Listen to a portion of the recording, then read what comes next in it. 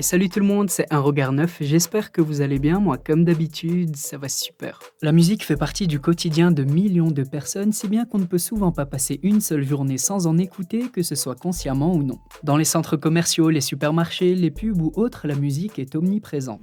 Ah, c'est horrible cette musique! Coupez la musique! Et clairement, en général, celle qui a le plus de succès chez les jeunes et les moins jeunes, c'est quand même le rap. Présent sur quasiment tous les continents depuis les années 70-80, le rap est une véritable culture et un art à part entière. Bon, comme tout métier, ça demande beaucoup de persévérance pour se faire une place dans le milieu et c'est pourquoi, dans la très grande majorité des cas, les artistes ne vivent pas de la musique et ont un métier à côté, histoire d'assurer leurs arrières.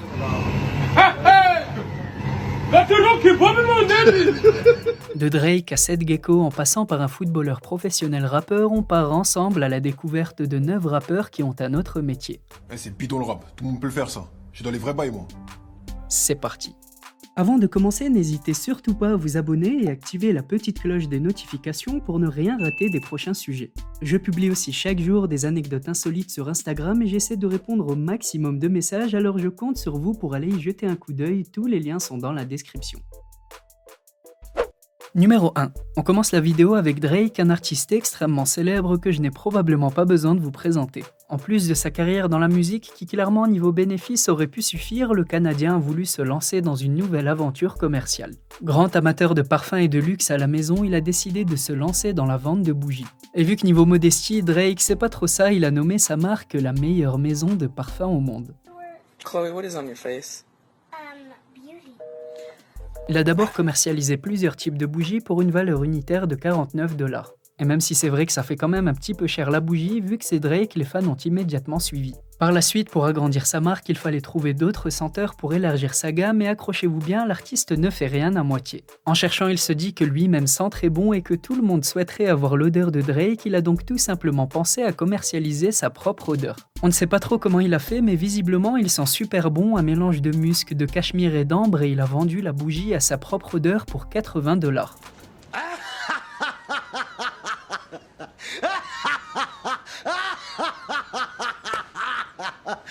Vous êtes sérieux? Bien sûr qu'il est sérieux et on peut se moquer si on veut, mais visiblement l'idée a beaucoup séduit puisque dès sa sortie, la bougie a directement été en rupture de stock. Numéro 2. Dans les années 90, quand le rap a commencé à bien percer en France, plusieurs artistes de Vitry-sur-Seine se sont fait connaître et parmi eux le groupe 113. Eh tonton, les cabas ils sont trop lourds. Allez, monte dans la voiture. Regarde Bilal, il s'en va. Composé de Mokobe, Rimka et AP, le groupe faisait de leur différence une force qui a été reconnue de nombreuses fois au fil des décennies. Mais comme je vous l'ai dit plus tôt, le succès dans ce domaine n'est pas éternel, mieux vaut assurer ses arrières et Mokobe l'a très bien compris. Et que demande le peuple? De la nourriture, alors c'est tout naturellement que l'artiste a décidé avec d'autres collègues d'ouvrir une nouvelle chaîne de restauration rapide qu'ils ont appelée Tacos Shake. Le coup de com' a fonctionné.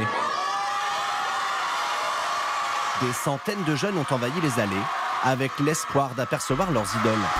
Comme son nom l'indique, le restaurant est spécialisé dans les tacos en tout genre à plusieurs viandes, végétariens ou encore sucrés. Et en toute logique, il a ouvert le premier restaurant dans sa ville, Vitry-sur-Seine. Évidemment, vu qu'il est célèbre et qu'il gère très bien sa communication, l'ouverture a été un véritable succès.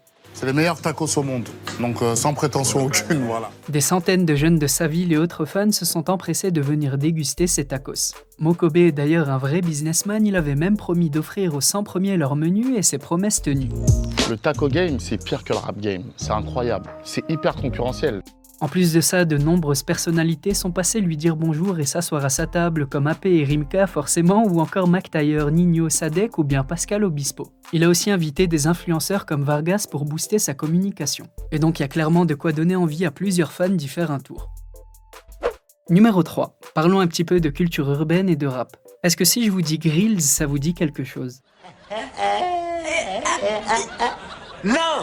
Et je vous avoue qu'en préparant cette vidéo, j'en ai moi-même beaucoup appris. Sachez que de tout temps, l'homme, avec un grand H bien sûr, a toujours porté une grande attention à sa dentition. Les plus anciennes traces que l'on a remontent aux Étrusques, un peuple ancêtre des Romains ayant vécu dans la péninsule italienne entre 800 et 200 avant Jésus. À cette époque, les femmes qui avaient le plus de moyens se faisaient retirer les dents de devant pour les remplacer par des dents en or. Puis ensuite, au fil des millénaires, tous les peuples ont continué dans ce sens. Les Mayas utilisaient du jade, les Vikings se les faisaient rapprocher et les Égyptiens se faisaient poser une barre en or comme appareil dentaire. Enfin bref, tous les moyens étaient bons pour les rendre plus belles et plus étincelantes. Et dans tous les exemples que je vous ai donnés, le but était de montrer sa richesse et son rang social à travers cet ornement. Bon, à notre époque par contre, le style est plutôt au blanchiment et à l'alignement, mais dans les années 80 et même encore aujourd'hui avec certains, les rappeurs américains ont remis au goût du jour la mode des dents en or ou en diamant. Et certains ont même eu l'idée de se faire de l'argent dessus. En 2005, le rappeur Paul Wall est au sommet de son succès avec son premier album The People Champs, mais avec le temps, il perd de sa popularité. Il décide donc de rapidement s'associer avec le bijoutier mondialement connu Johnny Deng. Et à deux, ils ouvrent aux États-Unis leur premier magasin de dents en or. Et ça a directement été un véritable succès puisque figurait dans son carnet d'adresses de grands noms du rap comme Puff Daddy ou d'autres personnalités comme Serena Williams ou encore Shaquille O'Neal. Numéro 4. Mis à part se lancer dans une marque de restaurant, de vêtements ou de bougies, ce que les rappeurs préfèrent, c'est de devenir des acteurs le temps d'un film ou d'une série. Vas-y, c'est bon, t'inquiète pas, il va rien se passer là. Je suis venu pour rigoler un peu. J'espère bien, sinon je vais pas rigoler avec toi. Je vous ai d'ailleurs fait une petite liste d'Américains ou encore de Français qui se sont amusés à passer devant la caméra. Le plus connu est probablement Eminem dans son propre rôle dans le film 8 Mile. Sorti en 2002, ce film a permis à son public de le connaître plus intimement et de le comprendre. Pour les fans de vieux rap américain, il y a RZA qui joue un sketch hilarant dans Coffee and Cigarette. Et il y a aussi le défunt et très fameux Tupac qui a fait son apparition dans plusieurs films. Concernant les Français, on est aussi bien garni avec par exemple l'ex-leader du groupe NTM, Joe Star, qui est devenu inspecteur de police dans le film Police de Maïwenn. Et franchement, pour ceux que ça intéresse, c'est un film incroyable. Sofiane également, plus connu sous le nom de Fianso, a été récemment à l'affiche de Frères Ennemis ou encore de la série Les Sauvages diffusée sur Canal. Sadek a lui partagé l'affiche avec Gérard Depardieu dans Tour de France ou encore plus récemment Caris qui a joué dans Overdrive Braqueur ou encore Bronx. Numéro 5. On continue avec celui qui a sûrement été le plus polyvalent dans sa deuxième vie, Seth Gecko. Le fameux rappeur tatoué au crâne bien lisse et à la grosse voix a plus d'un tour dans son sac. Il a fait parler de lui il y a plusieurs années après l'ouverture de son restaurant Thaï à Pontoise et son salon de tatouage, mais il a fini par revenir aux sources françaises un petit peu comme tous les autres. Le rappeur a utilisé un de ses surnoms favoris, Barlou, pour en faire le nom de son nouveau restaurant rapide spécialisé en burgers. Et clairement, il ne s'est pas trop cassé la tête, il l'a appelé Barlou Burger. Au programme, un bar à burger, des frites de patates de forain en référence à son célèbre morceau ou encore une fontaine de Dr Pepper comme il l'a décrit lui-même sur son compte Instagram. Et si les frites de patates de forain c'est un petit peu trop dur pour vous, pas de panique, Barlou vous propose aussi des frites de patates douces. Vu que Seth Gecko est un homme à part et que pour lui rien n'est fait au hasard, alors c'est tout naturellement qu'il a donné beaucoup de son temps pour la décoration du restaurant. Il lui a donné un style New York dans les années 90. Bon, malheureusement pour lui, l'épidémie du Covid-19 a dû le ralentir comme beaucoup d'autres restaurateurs, mais on lui souhaite le succès.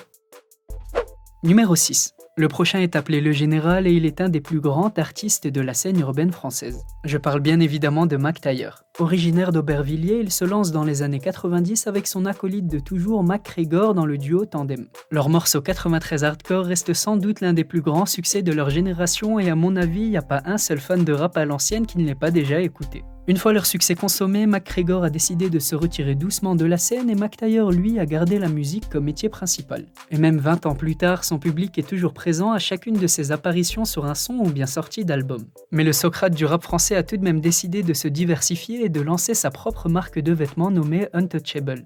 Très vite, il est devenu l'emblème de tout le 93 et que ce soit les petits ou les grands, beaucoup arborent ses t-shirts et ses casquettes. Et niveau communication, Mac Taylor est pas mal non plus, en direct d'un freestyle, il a tout simplement donné son numéro de téléphone qui est relié directement à la planque, le point de vente des articles Untouchable. Malinx, le lynx. Numéro 7. Bon, rappeur et restaurateur on l'a fait, rappeur et styliste aussi, alors qu'est-ce qu'il nous reste ? Eh bien tout simplement rappeur et sportif. Vous connaissez probablement le rappeur Dinor qui a commencé à se faire un nom sur la scène du rap français en postant des freestyles sur les réseaux sociaux. Son style avec ses lunettes de Sky n'est pas passé inaperçu comme il le souhaitait j'imagine et ça lui a permis de signer chez Sony Music.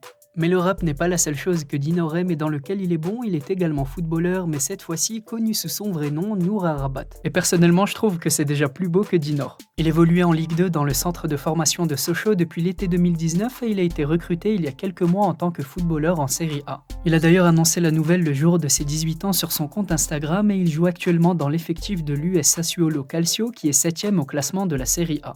Si j'avais pu retirer ma photo là de Sassuolo, me mettre dans l'anonymat dans le foot, je l'aurais fait. Numéro 8. Bon, c'est vrai que depuis le début, je vous ai proposé que des rappeurs qui ont déjà plus ou moins réussi leur carrière en tant qu'artistes. Mais cette fois-ci, laissez-moi vous parler de Vanilla Ice. Ce nom ne vous dit peut-être pas grand-chose et c'est normal, le rappeur n'a pas eu une super carrière aux États-Unis dans les années 90. C'est peut-être pour ça d'ailleurs que très rapidement, à cette période déjà, il a décidé de se lancer dans une deuxième vie, celle d'agent immobilier. Et il faut croire que le rappeur a trouvé sa voie puisqu'il est devenu presque une référence en la matière et même en rénovation de maisons. Cette activité a pu le mettre à l'abri du besoin lui et sa famille et surtout après les tristes années de galère et d'addiction que le pauvre homme avait connues. Et il ne s'est pas arrêté là, il a même eu le projet de lancer un concept télé où il donne des conseils pour rénover soi-même sa maison. Il a aussi lancé un concours Ice My House, un petit peu comme Maison à vendre mixé à déco sur M6, sauf que ce n'est pas du tout de la même ampleur. Ici, l'ancien artiste a préféré s'attaquer à de vraies villas avec piscine à Miami. Et le numéro 9. Forcément, on ne pouvait pas parler du second métier sans mentionner le célèbre Kerry James. Plus que reconnu sur la scène française comme un des meilleurs artistes toutes générations confondues, il a su faire de ses combats une nouvelle passion. Quand on parle de combat et de Kerry James, on parle bien sûr de discrimination, de racisme, de délit de faciès et autres. Et il en a fait sa ligne de pensée et a permis à de nombreux jeunes de ne pas perdre espoir. Alors quand il a dû se reconvertir, c'est tout naturellement qu'il s'est tourné vers le cinéma et la réalisation qui est une autre manière pour lui de s'exprimer. D'ailleurs, un de ses films, le premier, qu'il a appelé Banlieusard, est disponible sur Netflix depuis plus d'1 an. La vie, c'est une question de choix, c'est tout. Sauf que toi, ton choix, il a tué papa. C'est mon choix, il a tué papa? Ce projet a mis 5 ans à voir le jour et c'est le temps que Kerry James a pris pour trouver un diffuseur pour son film. Car croyez-le ou non, mais tous lui ont claqué la porte au nez avant d'être pris par la plateforme Netflix. Et ils n'ont sûrement pas regretté, dès la première semaine, le film a été visionné dans plus de 2 millions de foyers. C'était tout pour moi la team à regard neuf et j'espère comme d'habitude que cette vidéo vous a plu. Si c'est le cas, n'hésitez surtout pas à laisser un petit pouce bleu, à me donner vos avis en commentaire et à vous abonner si ce n'est pas déjà fait. Comme je vous l'ai dit plus tôt, je suis également sur les réseaux sociaux et particulièrement sur Instagram, alors je compte sur vous pour aller y jeter un coup d'œil, le lien est dans la description. Sur ce, on se dit à très bientôt pour une toute nouvelle vidéo, prenez soin de vous, portez-vous bien et à la prochaine.